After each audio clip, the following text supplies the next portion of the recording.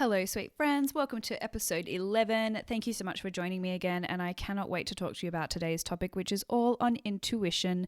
So intuition is a bit of a buzzword, and people are like, what the fuck is intuition? What's the difference between that and my ego? What's the difference between that and fear?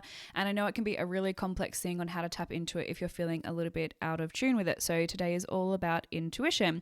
So first of all, I want to say that your intuition is never going to lead you astray, but sometimes it's really going to feel like it fucking did. So it's going to tell you to apply for this job and you're going to get rejected, or it's going to tell you to go out with this guy and it's going to be fucking awful, or it's going to tell you to walk down this way and then you step in gum, right? Some weird things can happen and we can think, oh my God, I was listening to my intuition and actually everything went fucking wrong. But in reality, it hasn't gone wrong because our intuition never leads you astray. Even in times when we feel like it has, I promise you it hasn't, because it has us at its highest priority. We are its number one priority, and its sole purpose is to get us to where we need to go. It's trying to get us on our journey, trying to get us into, literally to our journey, right? So what is your fucking intuition? Your intuition has a lot of different names. It can be your inner voice. It can be your connection to the universe. It can be your guiding voice. It could be the voices in your head. Not really, but kind of, because it is in your head. But anyway, your intuition is basically as well your gut feeling. So have you ever been in a scenario and you'll usually feel your intuition in an extremity as well? So think about a time when you've been in a scenario and your gut instinct has been like, fuck no, don't interact with that person, or fuck no, we shouldn't be here, we need to get out of here. And it sucks that this is when it usually pipes up, or when we hear it so clearly, but it's usually this really, really intense gut feeling. And it sucks to say this, but being a woman and any of my other fellow women, we have been through this feeling before of when you feel like someone's following you, or you feel nervous about interacting with somebody, you get that awful gut feeling, which is a blessing that we have that, because it tells us to get out of scenarios and we listen to it, because it seems like it's like a force that almost takes over your body. And it's such a crazy experience when you have them. And I wish that we didn't have to go through them. And it sucks that the world is that fucking way, but it's just to give you an example of when your intuition pipes up really, really fucking loudly. Your intuition can also pop up in really good scenarios as well, when your body's like a full body hell fucking yes to it, a scenario. So maybe it is going to a concert, or going to a, signing up for a uni course, or meeting a new person, and your whole body is like, fuck yeah, I want to do that. But from experience and from chatting to a lot of women and a lot of men as well, it's usually in those scenarios of fuck no, and you feel your intuition really, really heavily. So this episode, I guess, is around how you can start to listen to your intuition and how you can tap into it without having to be in extreme scenarios, because ideally we don't want to be in that scenario at all. We want to be, just living life fucking high vibe, guys, not in horrible, awful situations and scenarios. So how do we start to get in tune with our intuition? And how do we tell the difference between intuition and fear, and intuition and ego? Now, the biggest lesson that I learned in regards to intuition is that our intuition isn't highly charged emotionally, either positively or negatively. So your intuition, apart from when we're in extreme scenarios and it's like, get the fuck out, apart from these, so disregard these, this is just like everyday intuition. So your intuition is usually a very, very mellow inner voice that just tells you an answer to something. And it's like, yep, that's the answer. And you'll hear it, you'll feel it within your body, and you'll be like, yep, that's the result. But you're not going to feel like it's a really, really scary decision, or it's going to be like, no, don't do that because they're going to break up with you, or they're definitely not the one. Has anyone had that before, where your little intuition's like, no, they're definitely not the one, you're definitely not going to get married, or whatever it decides to say. So your intuition isn't going to be like that. They are a very neutral entity. They're very, very chill. So it can be really hard to hear them sometimes, because you've got your fear yelling and screaming, you've got your ego yelling and screaming, and your poor intuition is just sitting there, just listening, being like, hey, I've got all the information you need here and I really need you to listen to it, but I'm just going to wait till you come find me. So they are very quiet. Very, very subtle, which is a pain in the ass. But I just want you to recognize first up with intuition that it has no massive emotional charge, either negatively or positively. And it just feels like you get an answer. And I'm going to share a personal experience with you guys about this. So a couple of years ago, I had been with my partner, not my current partner, but I was with somebody for 6 years, very long time. And I had this feeling while I was away traveling that it was time to end the relationship. And it was a really big decision, and it was really, really fucking hard to make, I won't lie. A couple of you guys know about this story, but I don't share it very often. But I just had this little intuitive voice just say to me, it's time to end the relationship. And it sucked and it broke my heart and it felt fucking awful. But the intuition didn't sound like, you've got to leave, you've got to get out, this is fucking horseshit, this is rubbish. Or it didn't sound like, no, he's perfect, he's the one. It didn't sound like either of those voices. I had those voices definitely going around in my head, and that was fear and ego and memory and all of this kind of stuff. But my little intuition just said to me one day when I was quiet enough to listen, hey, I don't think that this is right for us anymore. And I was like, oh, fuck, no, it's so right. And I didn't have an emotional response to it massively. Like, obviously it was upsetting and, you know, it was heartbreaking and all that, but I didn't have a massive emotional response to acknowledging my intuition had perked up. So I know a lot of people, when they hear this story, they're like relieved to hear it, because they may be in relationships where they've got voices, you know, flooding around in their head going like, you should leave, like, you know, this is never going to work out, or this is awful, or this is too easy. That's a huge one. This is too easy. A relationship shouldn't be easy, which it should. You know, and it's really, they get really upset by that. They get, oh fuck, what if he's not the one? What if he's not this? And they've got all these voices running around in their head, and it can be so fucking confusing. So I feel you. I understand how shit that feels.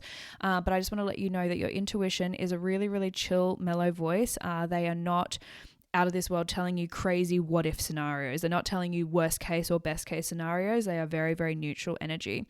So the way that we tune in and we are able to start to listen to our intuition is through quiet, through practices in meditation, through journaling, through literally just sitting there doing nothing else but just listening, by asking yourself in a journaling prompt, what does my intuition want me to know? Or you can say to your intuition, how do we solve this problem? What should I do next? I need clarity. I need steps. And she or he may pipe up. She may something. I'm just going to say she because I'm a woman, so I resonate with that the best. But she may just say to you, nothing. She might be really quiet because perhaps the time's not right to make a decision. Perhaps the time's not right to make, steps forward, and that's totally fine as well.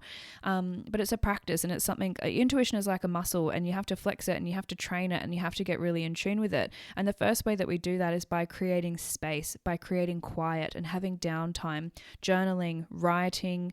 That's the same thing, Gabby. Journaling, getting into quiet spaces and meditating. Now, I know it can also be really daunting because some people are nervous about journaling or writing because they're journaling or writing. I don't know why I keep saying that, but anyway, they're worried about diving into their subconscious because they're scared of what it has to say. And I fucking hear you. I get it. There is nothing worse than sitting there on the precipice of fear going, I don't want to get into a space of quiet because what if it tells me something bad?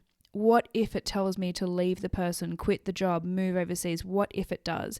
And I'm not going to lie to you, there's a chance that it may tell you to do that. And that's a really beautiful thing. And it's going to feel icky and it's going to feel uncomfortable because we're humans and we fucking hate change. But at the end of the day, your intuition is never going to lead you astray.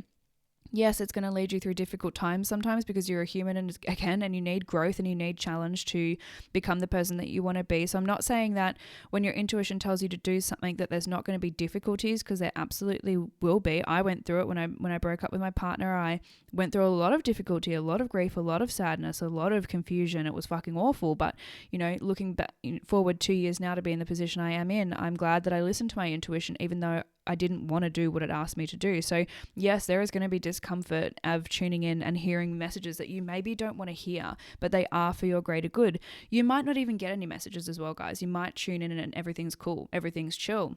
But sometimes it may tell you things that you maybe don't want to hear, and that can be really confronting because, again, we don't like change.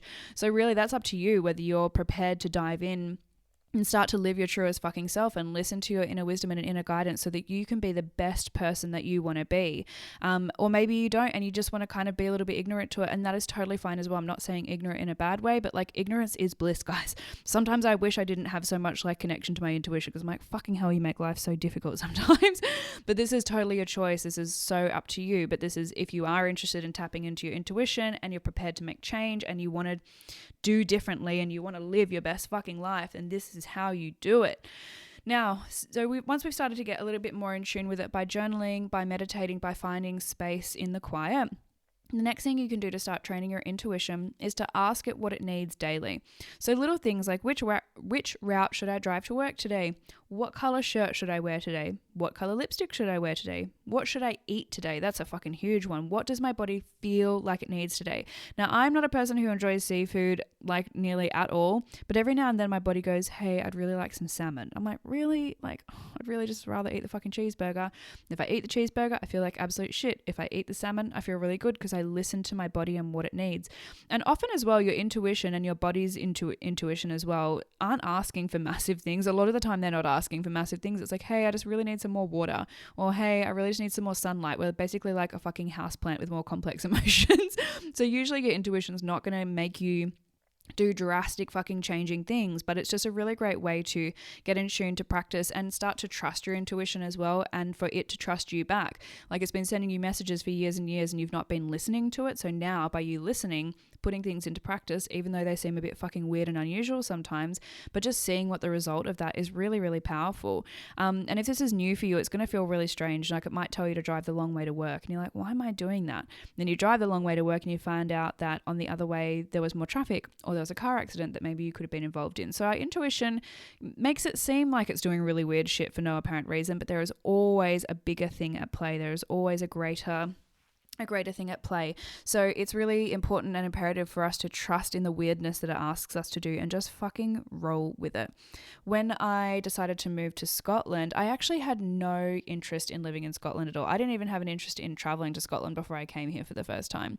And my sister's partner messaged me, he's Scottish, and said, hey, why don't you check out Scotland? And I was like, all right. And intuition was like, yes, like, let's try this. Let's give it a go. So I gave it a go, rocked up, and the first night I landed in Edinburgh, I was like, holy shit, this is where I'm meant to live.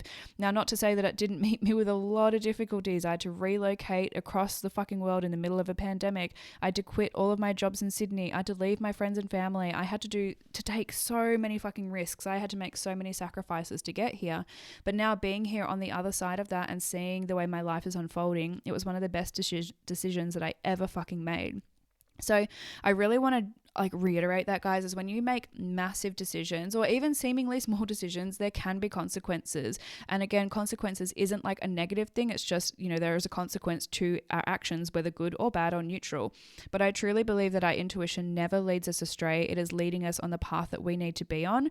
When our hearts get broken, when jobs fall through, when we get rejected, when all of these things happen, we feel disconnected from our intuition or like it's led us down a wrong path. But I promise you that it is leading down the path that you need to be on. And sometimes we need to go through fucking difficulties. We need to go through things that challenge us because they help us grow as humans. They help put us on the right path. And I really believe that it's not rejection, but redirection. So even if you end up on a path that seems like you were rejected, it's all part of the greater plan.